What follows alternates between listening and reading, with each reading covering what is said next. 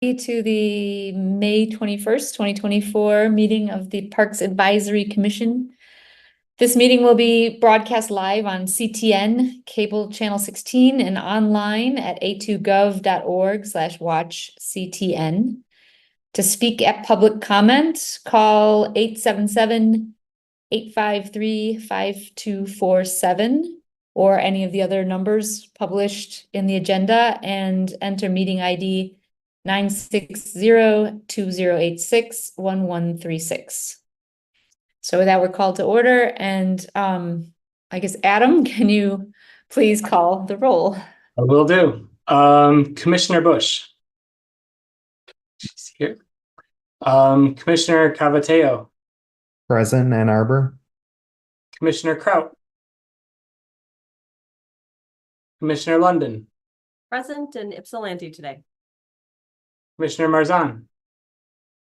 I'm here in Ann Arbor. Commissioner Montague. Commissioner Perlowski.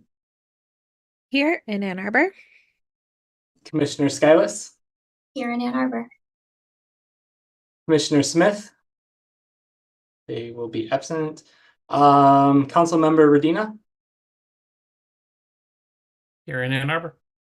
And Councilmember Watson. Here in Ann Arbor. You have a quorum. All right, thank you very much. All right, next up is approval of the agenda. And I do want to point out we have one item that we'd like to add to section 8. We need to elect a vice chair. So if nobody objects, I'm going to add that to the agenda. In which case, I'd like a motion to approve the agenda as amended. So moved. Thank you, Lauren, and a second. I'll second.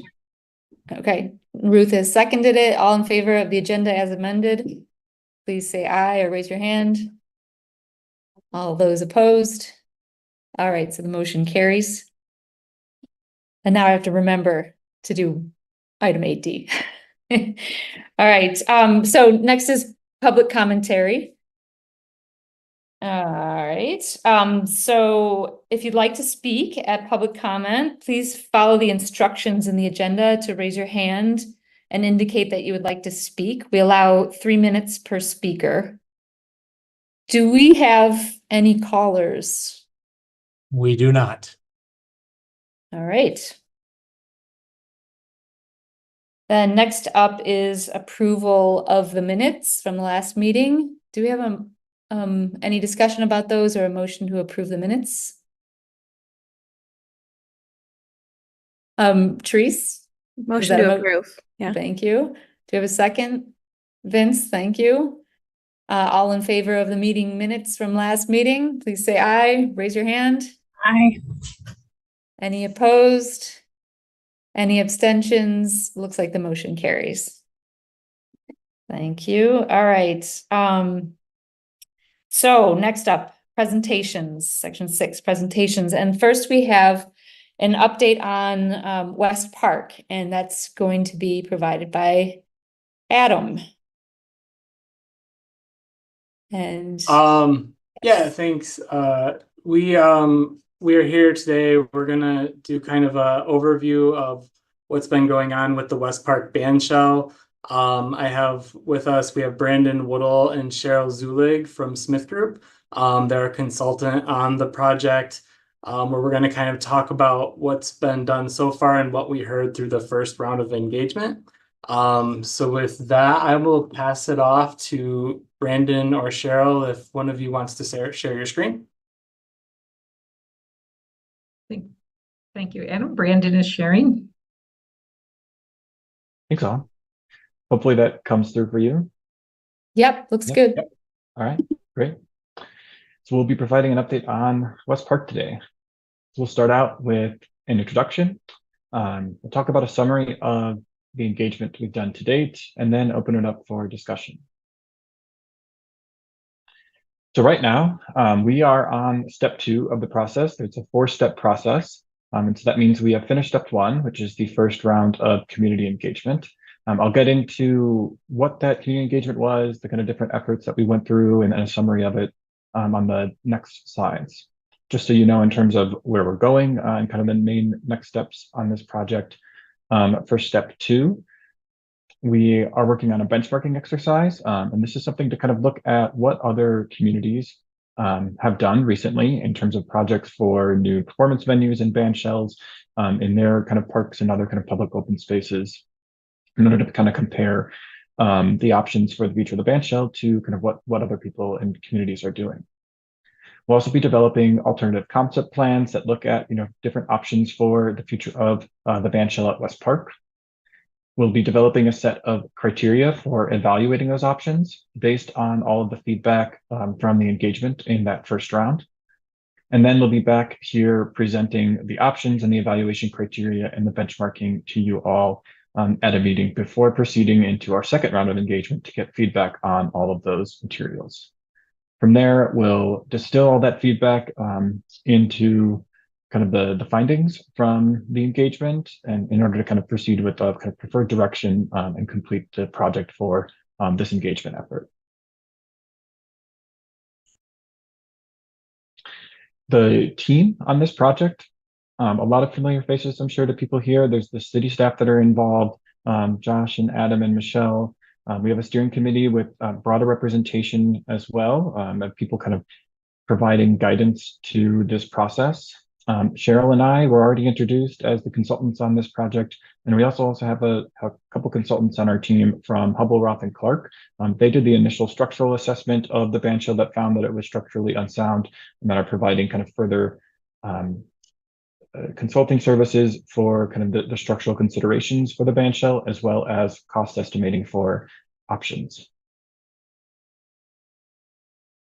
So we met with the community in that first round of engagement to provide information on this engagement project itself, inform participants how to stay engaged, and provide feedback throughout the project. We polled participants on their values, priorities, and concerns, and we also heard their kind of likes and dislikes about their experiences attending events and concerts at the park. Then I'll get into a summary of the engagement effort. So we kicked it off with an informational webinar. There were 34 attendees. This was last September, and we provided an overview of the project, a background on West Park itself, and then we had 5 live answer questions. The project overview and the background is something that we gave consistently across all of the engagement efforts to make sure everyone had the kind of same information. And then the actual engagement differed depending on the type of engagement in the group that was there. So another group that we met with were residents that live directly kind of adjacent to the park itself. There are 12 attendees at this event in October, and this event was really kind of focused on small group discussion in order to kind of build understanding and relationships with these neighbors, in order to kind of really understand what their experiences were, their values, and kind of their thoughts and concerns about the band shell. We met with stakeholders as well. These are people that representatives of organizations that either have rented the band shell in the past or would like to in the future. There were 6 attendees at this event, and the discussion at this meeting was really focused on the needs in order to hold events at West Park again, and kind of improvements necessary in order to really make it a great venue for them, and also for any attendees. There were a series of pop-up sessions at the park. And so these were kind of informal, kind of talking to people as they passed by. There are 8 pop-up sessions. There are flyers that were handed out with an overview of the project. And they were just kind of open discussions to kind of have conversations with people to hear their thoughts, concerns, kind of educate them about the project. We also had an online survey, really great number of responses, 1355. You can see a really high number of people kind of that are really interested and passionate about this, which was really great to see. And so we got a broad range of feedback. The survey targeted questions related to values, likes and dislikes, their concerns and experiences, all kind of similar content to the other engagement meetings. And last, there was the steering committee. And so this meeting included kind of guidance on the engagement process itself. And there was also some discussion on the kind of rental history of the band shell and some relevant code requirements and city goals that we should be aware of as we're thinking about options in the future of the band shell. So a summary of some of the main points that we heard from our engagement across kind of all of those groups. I think the kind of most important thing that we heard was that community members feel really strongly that performances and events are really an important and critical part of the programming of West Park. It's really important for that to kind of be restored and to be something that kind of takes place there again. We heard that it's really high priority to provide a venue that's multi-purpose and flexible, and there's kind of broad support for increasing the frequency of events. And these two were kind of seen as important, kind of interlinked in order to, make sure that whatever investment that the city does make in this park, that, it does get used and provides the benefits that, it can to the people there. People really enjoyed attending performances in the natural setting, and kind of think that quality of connecting to nature while also connecting with your community was really valued. Community members also valued increasing accessibility, improving stormwater and flood management, addressing safety and fiscal prudence. The steering committee discussed limitations on preserving the band shell in place due to its location in the floodway. There's regulations that prevent expansion of a footprint because it's in the floodway, and the city's flood management plans recommend, removing structures from the floodway. Opinions were mixed on the importance of historic preservation of the band shell structure. In the online survey, a plurality of people indicated preservation was important at 46%. 37% indicated it was unimportant, and 18% were neutral. And so there's a variety of thoughts in terms of how important that the structure itself was to West Park. And the last thing is that there was a number of thoughts from community members, but also the stakeholders on, improvements to the band shell, and that includes bathrooms for both performers and the audience, a larger stage and backstage, increased accessibility, improved acoustics, and then removing the barrier between the audience and the stage. Right now, that wetland causes the audience to be pretty far from the stage itself, and that was kind of viewed negatively by both the people holding events there, but also the audience. All right, and that is everything. So welcome your thoughts, questions, feedback. Thank you, Brandon and Cheryl. And one thing I also want to add is that we'll be placing this presentation and our discussion on our webpage once the recording of this meeting is done. And then we also have the summary report. It's a memo that was put together that highlights all of this, including the actual data and appendices. And we'll be posting that online for the community to see, and we'll put that out there so everyone will have that information. Thanks, Adam. Does anybody have questions for the group? I know, Ruth, go ahead. No, you can go ahead.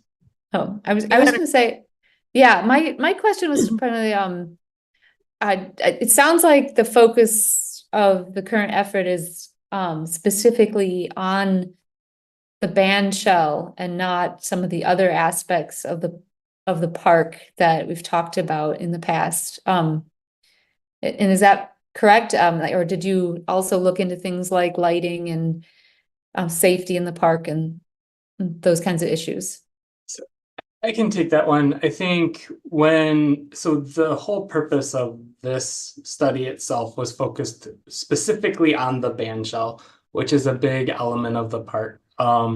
Whatever comes of this project, that has an impact on West Park as a whole. And then we will start looking at those other elements. So the safety, the lighting, we've already been doing some things out there for that. But whatever we come away with out of this, and out of the study, we don't come away with a designed band shell. We come away with, this is what the community wants to see. And then I think a next phase of that then is, how does that fit into West Park, and what does the whole park look like based on what the community wants with the band shell? So this was kind of that first step in figuring it out, and we needed to know what the community wanted with the structure or a venue space or something like that, and then that will inform kind of a lot of our other decisions for the park. So that's kind of how we've approached this. Instead of looking at them kind of as a whole, we're focusing on that main element first. Thanks. All right, Ruth. Okay, so I have two questions and I think they're kind of related. So I hear people saying we want events, but the band shell's not adequate, and we're not really sure it can't be expanded where it is, and we don't even know if it's really important to have this band shell. Like the historic, like the events are important, but the history maybe is not important. So I'm sure you don't want to get too far ahead of yourself, but also I would appreciate some kind of future thinking about that. Like to me, it seems a little bit like a little box, if that makes sense.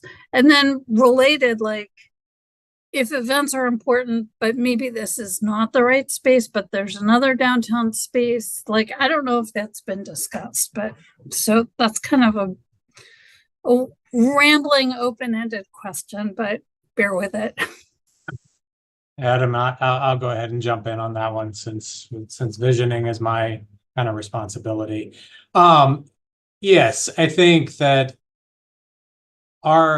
my goal for the West Park project is to identify how do we activate West Park as moving forward. And that is the end goal of it. So when we talk about safety, when we talk about lighting, we talk about activities there, programs, events. That is kind of the end result, is how do we have a space near downtown that meets the needs of the community based on what we are. The challenge that we run into is that we have a structure there that has to be dealt with. Something has to be done with that. And so that is looked at where we have to deal with that in some way before we can truly do the further visioning. Because if we vision with that in place, we just have a band shell that doesn't get repaired. And so we kind of move from there. I think that as I've said through every conversation that I was a part of during the engagement, there's a lot of things on the table, and we are looking to identify holistically as a park system, what are the needs that we need within the community? And are there partners that might make more sense to do some of these type of programs or events, performances where there might be a space that might be slightly better. So to answer the visioning question, my goal is in a number of years to have a very active West Park that meets the needs of the 2025 and beyond, as opposed to what we've done. And anyone who has looked at the history of West Park knows that we have reimagined West Park multiple times with multiple amenities, and this is just another opportunity for us to do it. So hopefully that my rambling answer answered your rambling question. Josh, can I add maybe a little rambling to that? Just to, Ruth, I think also, Brandon mentioned it at the beginning. So, for us, one of the next exercises after the benchmarking is for us to look at West Park, the site itself, and to see if there are other options for putting, whether it's a renovated historic band shell or whether it's a brand new band shell and of different sizes, right? Whether it makes sense to put it somewhere else in the park. We all know the park has, it's got some unusual geometry. So it's not flat, which is actually great in some cases, right, for a band shell. But between the natural features there, the slopes, the neighborhood, some of the forms and the shapes, it's not really super obvious at the very beginning that there's not going to be 12 places where we can relocate this in the park. Let's just say that, right? And so we're going to be looking at that and helping the community understand, if you do relocate it within the park, where might that be, and kind of what might that look and feel like? Again, not designing the band shell, but trying to just help inform the process by figuring out what's feasible.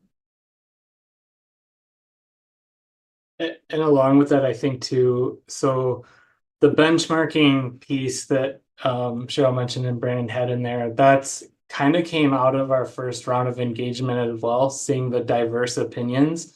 And it kind of lets us see what others have done, especially looking at programming.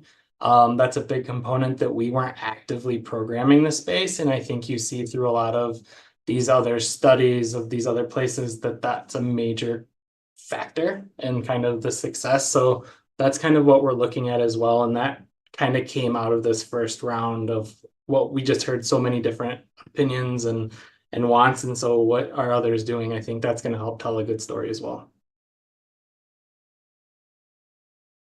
Rachel, go ahead. I noticed in the presentation that one of the things coming up is going to be another round of engagement in which the community gets to learn more about what potential options are. How do we plan on handling the price points of those options? Will the community know anything about the cost of different options, or are we not exploring cost until we hone in on that feedback?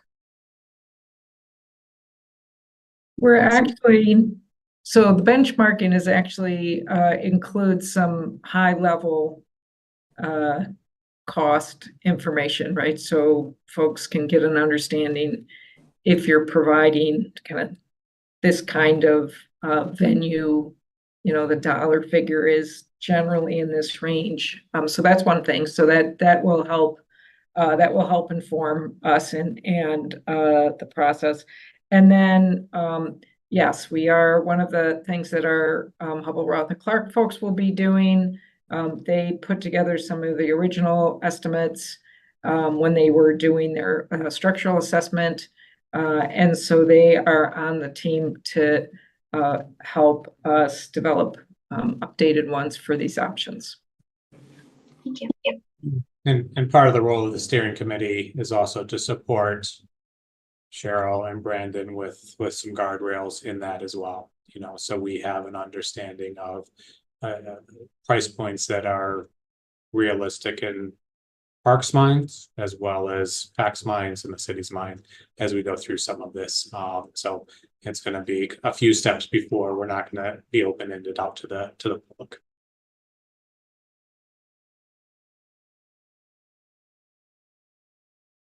Anyone else have a question? I had one more question, which is when you look at the kind of get down to the nitty gritty of the feedback that you've gathered from the various constituencies here, the folks who live closest to West Park and the bandshell, were they equally supportive of having events there? Yeah, they were very supportive. They talked about how much they enjoyed cooking and having the window open and hearing the concert or event. There was a lot of support from even the people that are, lived at the properties that the bandshell, more or less faces in that engagement, that focus group that we did. It's a great question, because you could imagine, hearing more concern about parking and trash and whatever, right? All sorts of things that might happen with a big event. That was not the case at all. They were, it's part of what they enjoy about living in the city. And I mean, even when parking became a problem when there was an event, they're like, again, we choose to live in the city. We want this connection, this cultural opportunity. It's just it's a trade-off. So that was really interesting feedback that we received, during the neighborhood meetings. Yeah. And I will add, just the other part of it is just activation. They understand the more that a park is active, whether it's through things in a performance venue, whether it's games, whether it is programs or festivals, they understand that helps make the space safer. It makes it more utilized, and it provides value to what they get to see out their window. So they were supportive in seeing that really pushed. Thank you. All right. Well, if there are no further questions, thank you so much, Adam and Cheryl and Brandon. We appreciate you being here today. Thank you. It's great being here. Thank you all. All right. Next up on our agenda is an introduction to our parks millage. And that is going to come from Josh. Go ahead and share my screen. Make sure that I can see everybody.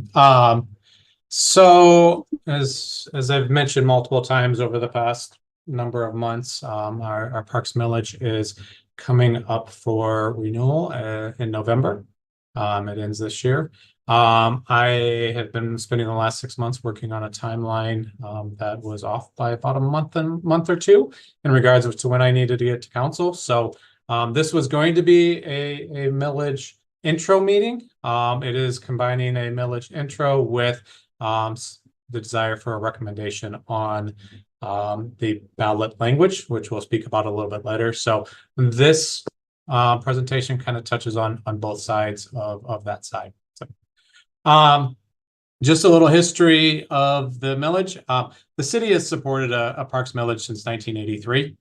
It has been an extensive public process in 2006 led to the current millage, which really was a consolidation of two previous millages. And at that point, the millage was presented and at a 1.1 mil, which it still remains to this day. There was a number of administrative policies that were created in 2006, but since 2011 for the 2012 renewal, the administration policies have remained the same and have really worked kind of well for us in the park system. Coming into for this FY24, we are expecting to generate, the millage is expecting to generate $7.8 million, which is a significant chunk of what we do in our budget. And the current cost to a homeowner based on the average taxable value of $176,933 for the expiring millage is $195 or $190. And as I have mentioned, this is the last year of the current millage. Just to go over some of the administrative rules, and this was included in the packet, there is a fancy distribution guide that shows on all of the things that can be paid for from the millage and what can be paid, needs to be paid out of the general fund. And there's a number of things that can be paid out of both. And so we try to make sure that we balance that out correctly based on kind of what the intent of the activity is. The annual allocation of the millage is for maintenance is roughly 60 to 80%. And there's a number of things that go into that side of it. And then for capital improvements is 20 to 40%. Technically it's 70 and 30, and there's a 10% that we can go either way. Hey, this is where the a little outdated, but this is one of the things that is helpful. It leads into the Parks Fairness Resolution, but if the budget goes up, then the city's budget goes up, and the parks must go up as well at an equal amount, and the same going back down from there.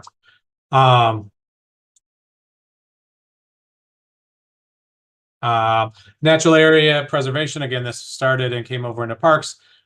This is much less of an issue because NAP is currently just over $1 million, about $1.1 million in this upcoming year. And again, protecting it that it only increases or decreases at a consistent rate. Again, this is keeping that parks is not going to be impacted by negative decreases or expense cuts, so that it isn't, if we have budget needs, that we just don't take it out of the parks budget. And the same thing increases to the general fund during that, the Parks Fairness Resolution. City Council will verify this and approve this each year. And then some other ones that are there just in regards to what can and cannot go into it. So those are the administrative rules. For the most part, they work really well for us. So what does the millage cover?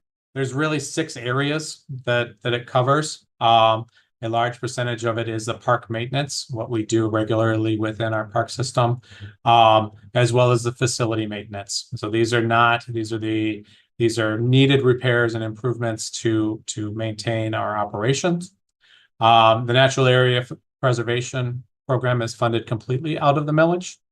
Volunteerism or give is also included in this and funded out of that. Parks forestry, and then the last part of it, it has its own little bucket, is the capital planning. Just as a breakdown of what was this amount, roughly 40% of the overall millage goes to park maintenance. So about $3 million this year. Capital improvements, budgeted wise, is about just over $2 million. It kind of ebbs and flows a little bit depending on some expenses in any given year. NAP remains at about $1 million, or 13%. Forestry, this is one where we budget high with forestry to ensure that if there's any needs within the park system for forestry, we have it. It is one that we've not hit that number over the last number of years, so it allows us to do a little bit more with park maintenance or capital improvements. The planning component of it, so Adam and Hillary's work in figuring out what we're going to do this year, next year, and beyond goes into that. And then Give 365 is just under $600,000 within the millage. Some of the capital projects that we have done recently, capital projects or studies, the ADA study that was approved, last night at council, the Elmendinger Playground and Lockett Park Playground were both paid out of this. The Burns Park Courts, which we're continuing to try to improve, are out of there. The Vets Walls, which was emergency repair, border trail and Gallup, the Vandermeer Bridge, skate park lighting, the ADA improvements at the Arbor Livery, and basketball repairs. I mean, the list is wide and varied. We're never quite sure what it's going to come about. But some of the things that we know that are coming up, the asset management plan, which is going to create a whole series of additional projects for us in work. We have there was roughly 12 playgrounds built in the 90s that are going to come up for replacement as they reach their end of life. That'll be part of that. The farmers market building, which Adam will talk about a little bit later, that we're having to demo and kind of reimagine. The pool and ice systems at Pure, Vets, Fuller, Mac, all are going to be running into some needed repairs here shortly. Dam maintenance at the Argo and Gallup dams are coming up. So again, lots of things. Some are planned and some we're ready for. Others, such as the farmers market. I was talking with Hillary earlier. The tunnel at Barton to Vandermeer has been 10 years in the making, and we continue to move forward on it. Unfortunately, the farmers market was found out about 6 months ago, 8 months ago, and it's become the higher priority. So we try to figure out how to balance the wants, needs, and absolutely have tos. So now we've come into the realities of 2024. The millage is roughly 40% of the park's budget. This is an essential part of what makes our park system work. Without this, there are a number of things that we could not continue to maintain. Was voted on in 2006, renewed in 2012, and renewed again in 2018. Each year, each time it was on a ballot, had significant support throughout the community. People speak highly of what parks are and the value that parks play in the city of Ann Arbor. As this group is fully aware, we have identified numerous projects and initiatives that are going to be coming due or up in the next 1, 3, 5, 10, 20 years. And while we are looking to identify alternative funding through grants, through foundations, through philanthropy, through public-private partnerships, having a baseline millage that supports some of the work we need to do is key to what we need to do, because there is no single way to address the upcoming liabilities and programs. It is everyone has to look at what we are doing and how we can meet the needs and the expectations of the community moving forward. For the last probably year, there's been a number of conversations that have taken place amongst staff, amongst leaderships, with various council members, with members of PAC. And through all of that and all of the realities of what 2024 looks like, staff believe and are recommending to put a millage renewal on the ballot in November with these details.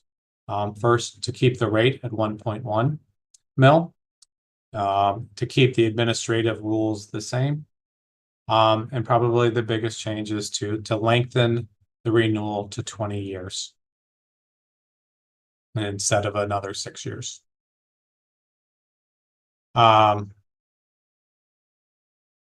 The renewal, they're part of the reason that we are looking at the 1.1 mils. The first estimated renewal in the first year of a new millage would be $8.5 million. We have steadily seen the value go up. We believe that it supports what we need to do at the base level. Obviously everything would be adjusted based on the Headley rollback and property value adjustments. So it's not 8.5 every single year. But what we would look at is that the renewal would just be a minor increase to the 190 to a 195 in the next year. So just based on the renewal rate. Reasoning for the extension and why it's recommended from staff. It provides a security for base operations and programs. It gives us that security to know that the NAP program can grow as necessary to meet the needs of that's coming, that GIV can grow, that we can do the park operations that are necessary, and have an understanding of the programs necessary to make those capital improvements. It allows staff to focus on the park needs. We know that coming out of out of the ADA study, that we have $19 million of projects that we need to focus our attention on how we address those. The asset management is going to create other needs that we have. This security and this 20-year renewal would give us the ability to kind of more actively seek those alternate funding and have a balance to know that we have the cushion to work within our millage. So as we think about grants, donations, planned giving, it just gives us more flexibility to utilize that. And one of the things that is not part of this initial project or this initial reasoning, but by having a longer millage, we do have the ability to potentially bond against it in the future. As we come out of the asset management plan, if we realize that there are a number of programs, number of projects that we need to address immediately, we have some ability to bond the capital fund, the capital projects portion of the millage for a period of time to get the cash up front to be able to address some of those projects. It is not a necessity at this point. It's not what is being spoken about, but it is something that staff and finance is looking at to see if it makes sense in the future. Just the next steps, assuming all of this goes well, PAC would ask wonderful questions today, and we hopefully will follow through with a resolution to recommend approval. It'll go to council on June 3rd, which is where my timeline was off. I was expecting to go to council in August. I found out about 2 weeks ago that it needed to come in June because of a change in 2021 between the last millage and this millage. Council approved it. It would go to state for approval to be added to the ballot. We would be pushing a marketing campaign to educate the community about what the millage does, how it is important. That is including updated documents such as the FAQ that we would be updating, and materials in and around parks.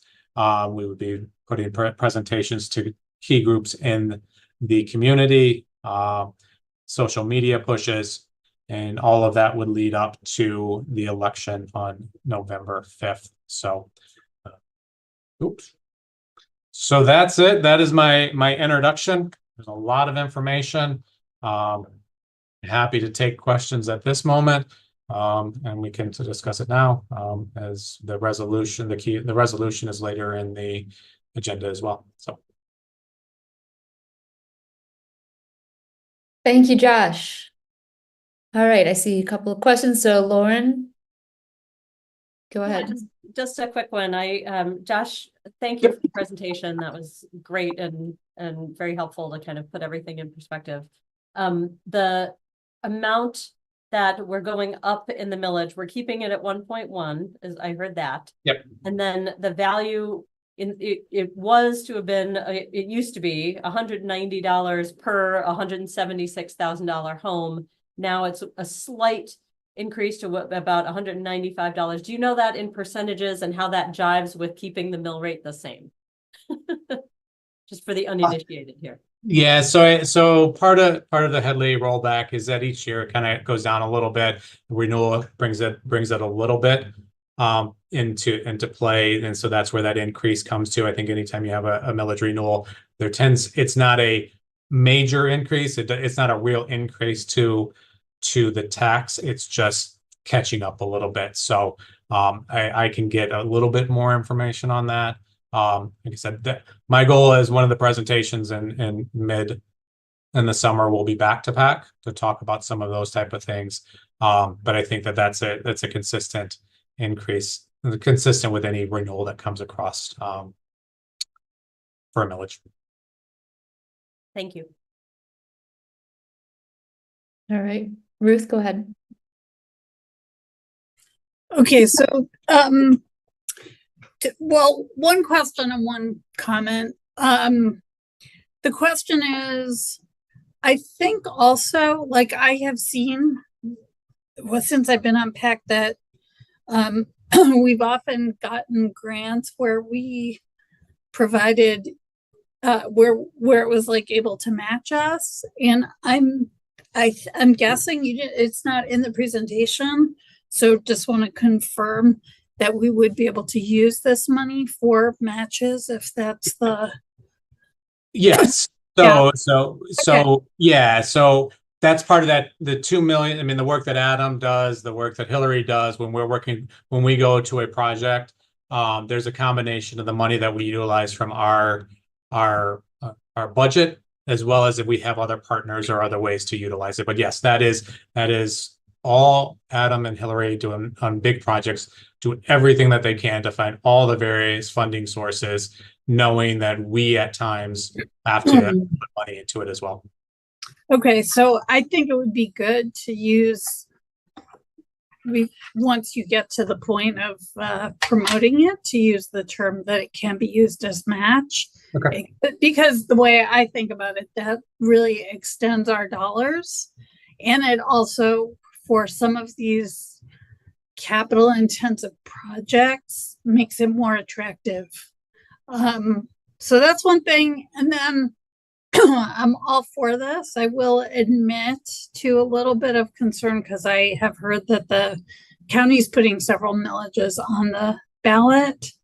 And so I feel like it's going to be a very crowded space. I don't know, besides the county millage stuff, I don't know what else is going on, but it does make me a little nervous. But I'm also seeing that this does not expire in 2025, but rather in 2024. It doesn't seem like there's an alternative time-wise. Yeah, I agree. I mean, this is a consistent process of how it's been done. If you look back through this, it's where we're at. Yes, we are often on the there is always concern about what's on the ballot in competition. I know that I believe in 18 the county millage was on there at the same time. I'm not sure if they're going to be on the August or the November ballot at this point. I think there's always a competing side with it. I mean, in 2018 there was a couple other things on the ballot with it. And I think people support parks. I think it's an understanding. I think it gives us the ability to kind of push with it. And so I think it's going to be key how we market it. And I think that one of the things we will do, not just that it can be used for matching, but we'll look at our projects over the last 6 years that what have we used it for in matching. There's a number of grants that we've done that with as well. Yeah, and just to be clear, I totally support it, and I know that parks millages tend to be favorites.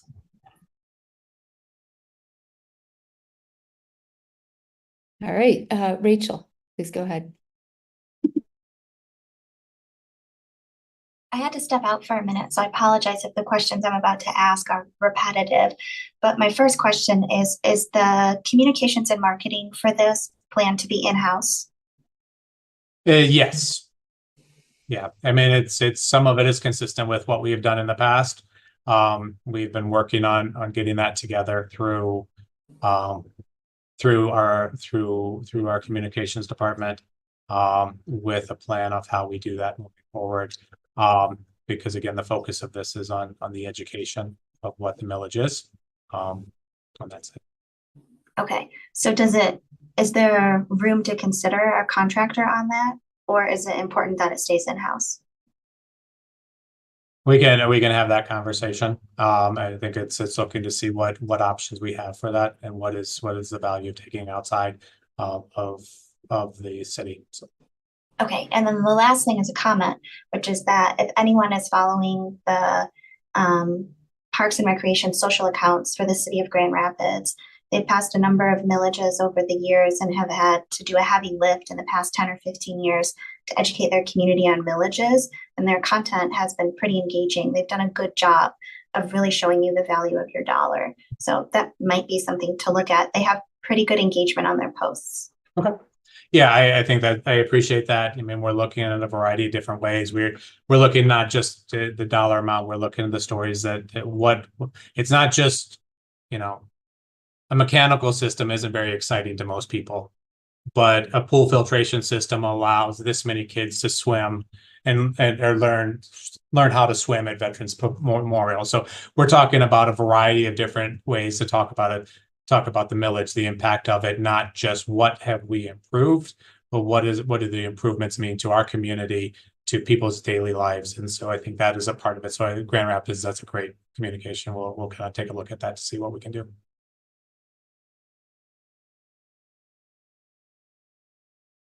All right, are there any further questions? We do have a resolution coming up in the next section, one of the next sections of our meeting here. But any further questions at the moment?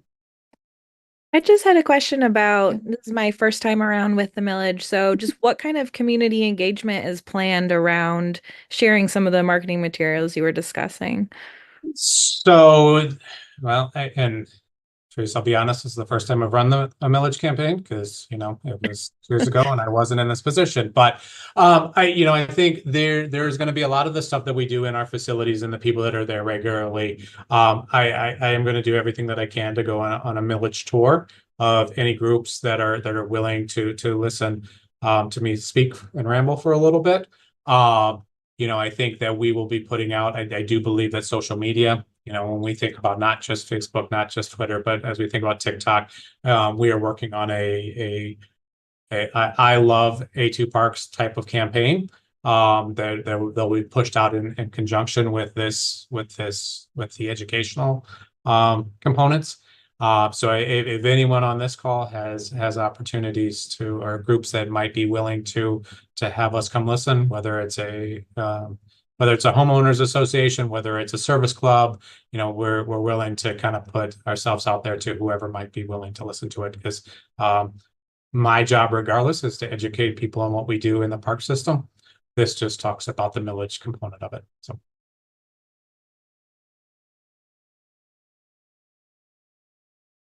All right, thank you. All right, we'll move on to the next item on our agenda, which is reports. So we will start with our manager's report. And today, I understand that Adam is going to provide that. There you are. Yeah. Yeah, I've got it. Thank you so much. Yeah, so Memorial Day weekend marks the unofficial start of summer. So that's upon us. Fuller Pool opened up on May 12th, and I'm assuming it's been really busy with the hot weather we've had recently. Vets and Buer pools, they're expected to open this weekend before Memorial Day. So I'm sure they'll be heavily used. Moving on to some capital updates here. So the Gallup Park Bridge, so construction of the bridge continues. And this Thursday and Friday, the contractor is going to be setting some large beams in place that go over the river. So that has a couple closures. So due to the safety concerns, the park entrance off of Fuller Road is going to be closed to vehicles and pedestrians starting tomorrow morning. And that will open up Saturday morning. So, or by Saturday morning, that'll be opened. We'll also be closing the river for the same purpose. So that will be closing on Thursday and will also open by Saturday morning for the weekend. And then we ask that any river users exit Island Park or turn back before they reach Gallup. So for the Barton Bandemere path, so on the construction of the trail that's going through there, stone was placed this week throughout the entire trail length. Concrete will begin being poured the 1st of June. And we're anticipating that trail will be activated and opened by midsummer this year. Speaking of moving on to the farmers market, so we had a rush to close the market building down on May 1st. So staff was working hard the last couple weeks to ensure that market operations had limited disruption. We didn't close on a Wednesday, Saturday, or Sunday market. We transitioned the market staff to a temporary trailer that's located in the parking lot. So that's where operations are being run out of at the moment. And then to that note, the annual Market Flower Day is this Sunday on May 26th. So please stop by and see all the flowers that are in bloom. That is it for my manager update here, but happy to answer any questions you may have. All right, thank you. Any questions for Adam? Doesn't look like it. All right, so on to committee updates and reports. We do not have one for RAC today, because I believe they're meeting this evening after this meeting. And then Environmental Commission is, I think, the only other committee that we have, and they met last month. Environmental Commission met last month, and the big presentation that they had was on water quality issues, an update like on the Gelman plume. And the one thing that was kind of interesting was they also had some presentations on other contaminated water or contaminated lots within the city, and one of them happened to be the Broadway West site, which doesn't fall under our purview, but we have had updates from them. But the Michigan Environmental Quality group continues to monitor that site actually, but it is, and they have been for many years, and but it is now ready for the park development portion of that. So all right, so I think that's all we had for committee reports. So we'll move on to regular business. And the first item up is a resolution to recommend accepting a Fair Food Network grant for the Ann Arbor Farmers Market. And Josh is going to speak on that. Yeah, so as I was doing my last minute preparation for this, when I looked at my agenda, I couldn't see the attachment of the resolution on the agenda. So I did email it to everyone, but so for those of you who are new that haven't been through this before, the Ann Arbor Farmers Market works with Fair Food Network to provide what is called double up food bucks for individuals on certain incomes or with SNAP cards, have the opportunity to come buy tokens and double up their money on market days.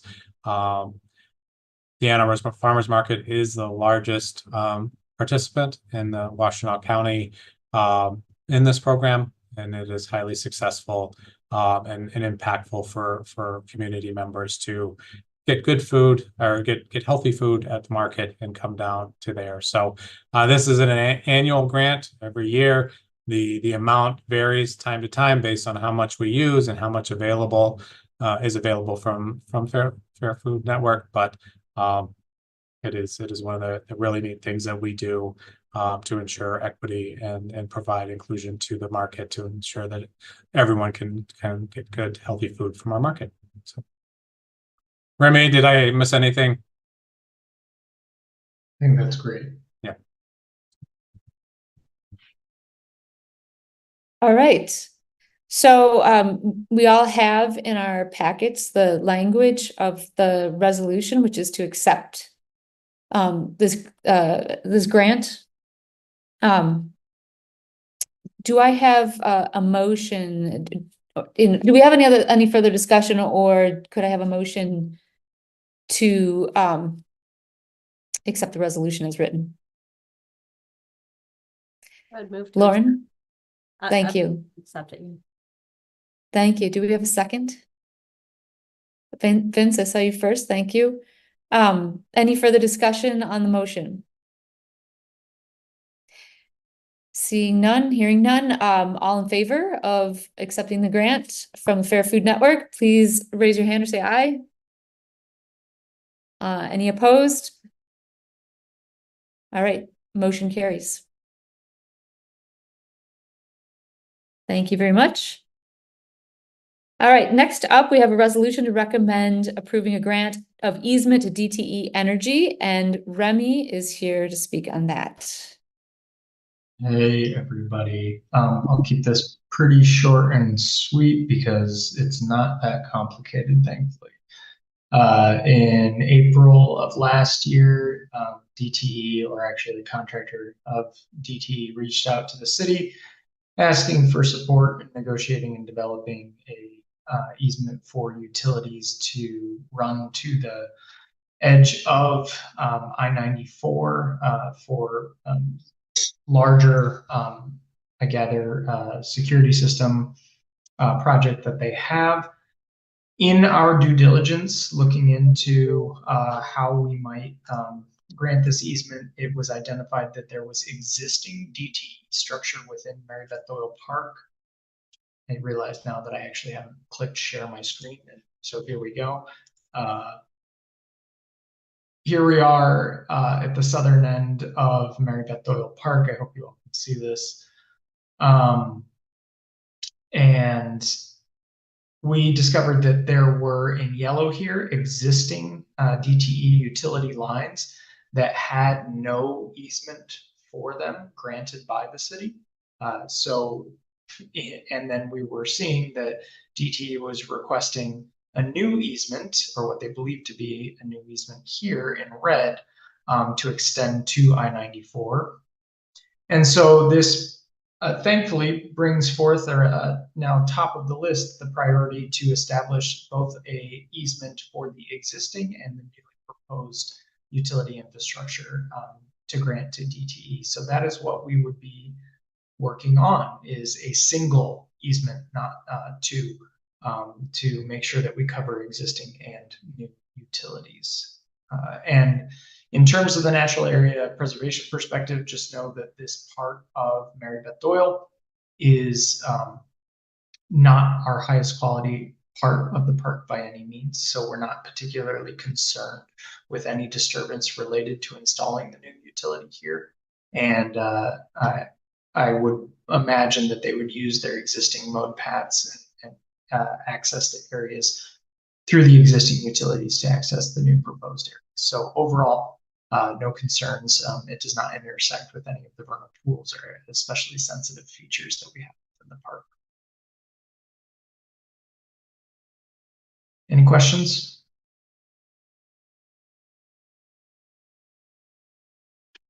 I have a question. I assume like anything that's in there is like underground. Is that right? No, these are all above head wires. Yeah, Oh, pole okay. wire infrastructure. I see. So they have a more than one pole in there or something like that in the yellow area. Yes. Got it. Okay. Any other questions? Yes, Ruth, go ahead. I don't want to sound, I don't know, maybe this is a dumb question, but like they're asking for this little easement, but the existing stuff, it's not something we can say no to at this point. I mean, correct? It's like We don't have the attorney's office here to weigh in on the answer to that, but I would imagine that would create more problems than it solves. yeah, okay. That's what I thought you'd say.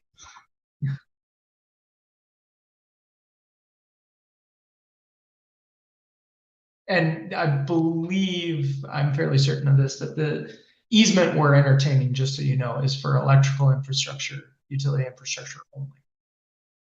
It would be limited to above head wires and poles. No other, it's not a blanket easement for any utility whatsoever. Okay, so practically speaking, what it means is that just they have the right with this easement to take out any vegetation that's necessary in order to erect any poles that they want to put up. Yep. And continue Okay. to maintain. Yep. Okay. Yeah, any further questions? If not, we have a resolution in our packets with the languages in our packets to recommend approving the grant of easement to DTE Energy. Do I have a motion to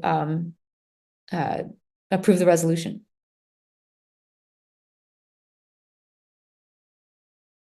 I'll move to approve the resolution. Thank you, Vincent. Mhm. Is there a second? Thank you, Lauren. Any further discussion? If not, all in favor of the resolution as written, please raise your hand or say aye. Any opposed? All right, the motion carries. Thank you. Thanks. All right, the next order of business here is a resolution to recommend placement on the November 2024 election ballot, the renewal of the park maintenance and capital improvements millage. Josh, you introduced it earlier. Do you have anything further to say about that one? I really don't. I think that, I kind of spelled it out through the presentation. I think it's a really great opportunity, as I've said many times throughout my last 2 years as manager, is really the idea of how do we prepare ourselves for the next 20 years.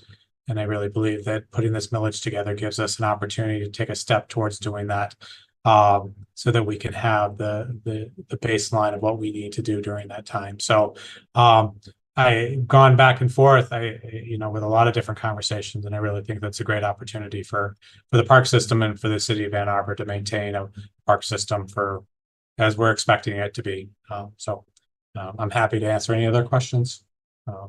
And I will have more conversations about the millage over the next 6 months. Do we have any further questions for Josh about the resolution? I know I have one, I don't know if you know the answer to this, but is anyone aware of other millages that we've had that for such a long period of time, like a 20-year millage? Yeah, the sustainability millage, the transportation millage, the greenbelt millage, affordable housing millage. I probably could go on for a few more, but being able to identify 4 or 5, off the top of my head, is there. And many of those, with the exception of the greenbelt, are within the last number of years. So it'd be becoming a little bit more common. One of the discussions, I mean, the greenbelt millage is set to expire in about 9 years. So that's a different conversation for us to have at that point. But yeah, there are a number of millages that are a little bit more lengthy. And I think some of it also the 6 years was tied to some of the uncertainty around the housing values back in the early 2010s. That type, it was uncertain. Tying it at that point was, I don't think, necessary for that. All right. All right, so once again, we have the resolution language is in our packets. Do I have a motion to approve the resolution? Rachel, thank you. And a second from Ruth. Is that right? Any discussion? All in favor, please say aye or raise your hand. Any opposed? All right, resolution carries. Thank you. That's a big one. I feel like, thank you. I mean, I'm hoping for success in November, first and foremost. All right, we are now up to our additional item that we added at the beginning of the meeting, which is that we need to elect a vice chair of the commission. And I would like to nominate Rachel Skyless to be our vice chair. And I'm wondering if I could get a second on that. Lauren, thank you. And I don't know if we need any do we have, I guess we can discuss if as necessary, or if there's anyone else who would like to nominate somebody. All right. Seeing nothing here, seeing nobody raising their hand, all in favor of Rachel Skyless as vice chair, please raise your hand or say aye. Anyone opposed? Any abstentions? All right. Motion carries. Rachel is now our vice chair. And thank you and welcome. Thank you. Happy to continue to be here. All right. Okay, so we are up to our second public comment period. Let's see. So the instructions, please follow the instructions to raise your hand and indicate that you would like to speak. At public comment, we allow 3 minutes per speaker. Is anybody on the call and anyone looking to speak? We have no callers. All right. In that case, we can move on. We have your communications are all in our packets for review. And then there's just one last thing I'd like to say before we adjourn, which is that today is Lauren's last meeting. She's rolling off of PAC after today. So I just wanted to say thank you to Lauren. It was a pleasure to serve with you. It was great to have you as our chairperson for so long. And we'll certainly miss you. Hear, hear. Thank you. I'm going to miss this group immensely. It has been such an honor to serve with everyone. And I will get the chance to live vicariously through all of you through Vince a little bit, who is now a work colleague of mine. So I'm excited about that.